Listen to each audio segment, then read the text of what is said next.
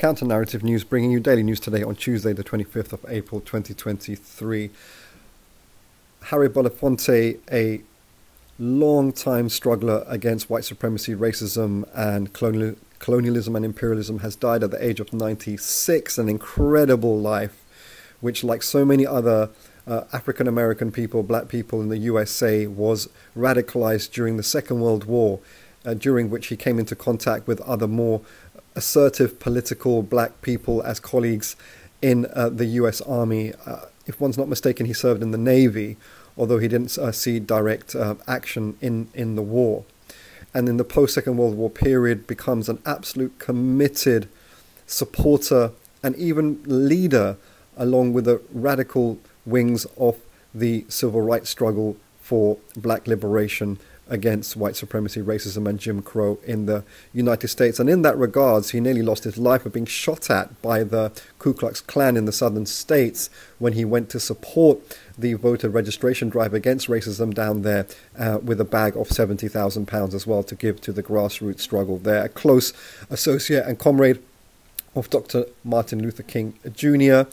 and the Southern Christian Leadership Council of Dr. King's organization. So Harry Belafonte, I mean, one could reflect that part of the reason he was so radical, and this is probably something that chimes with Stokely Carmichael of being of Trinidadian heritage from the Caribbean, is that Harry Belafonte was the son of poor Jamaican immigrants in New York. His mother was a domestic servant, and this no doubt radicalized him and made him more sensitive to the plight of oppressed people, not only in the United States, but across the world as well. It's well known his solidarity against the Black Revolution, against apartheid, and his unflinching, consistent, uncompromising support for socialist Cuba and his comrade Fidel Castro there. In more recent decades, he denounced George Bush in 2006, that's George Bush Jr., as being the greatest terrorist in the world for him leading the US state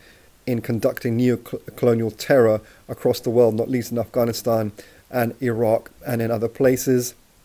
But he was also a supporter of the cultural struggle of the black grassroots. In 1984, he made a documentary on hip-hop called Beat Street, which was still relatively early on, kind of, in the history of hip-hop, which starts really in the mid-70s with another Jamaican immigrant, actually, to New York, DJ Kool Herc, which we will explore further in our project here on Counter-Narrative News.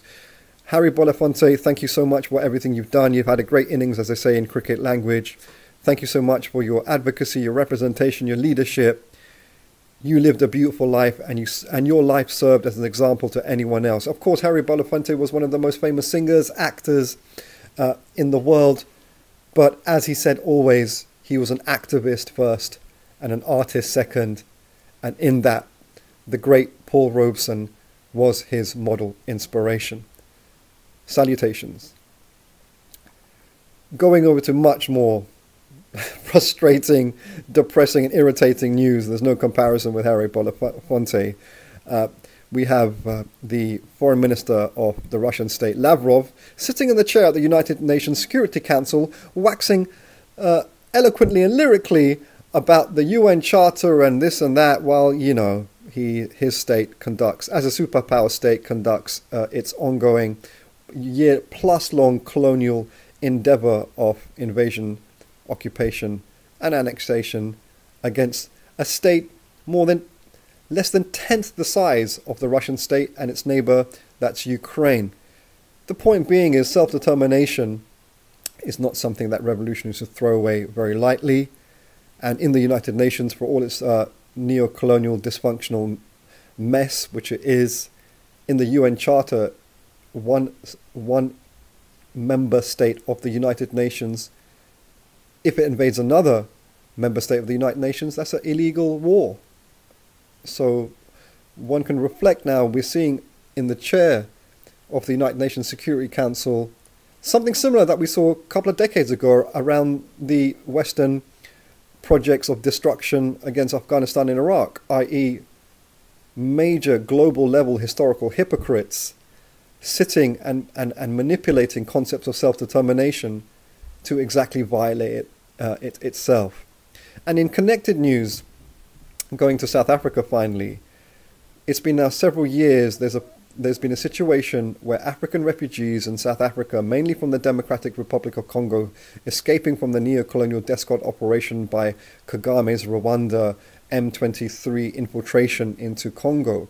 They've been outside the United Nations offices in Pretoria now for a while. Several hundred, up to 1,000 refugees in South Africa, in Pretoria, at the United Nations offices, basically begging to be given safe passage out of South Africa because they fear for their lives, according to the anti-African racism internalized by some people in the townships of South Africa. Extraordinary and very, very sad state of affairs there. One only can wonder what Harry Belafonte would have thought of that, considering his support in the overthrow of apartheid.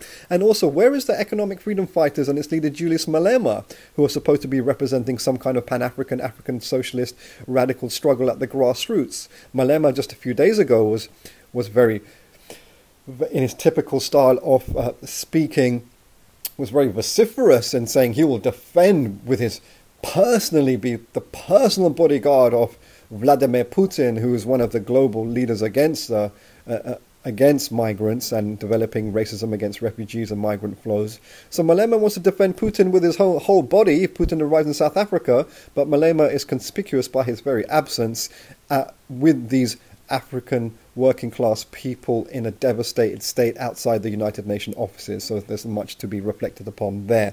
That's Counter Narrative News, wishing everyone a fantastic evening. Please continue to support us. Follow us on Twitter at @counter_CNN, and please encourage your friends and networks to subscribe to our YouTube channel. Many thanks.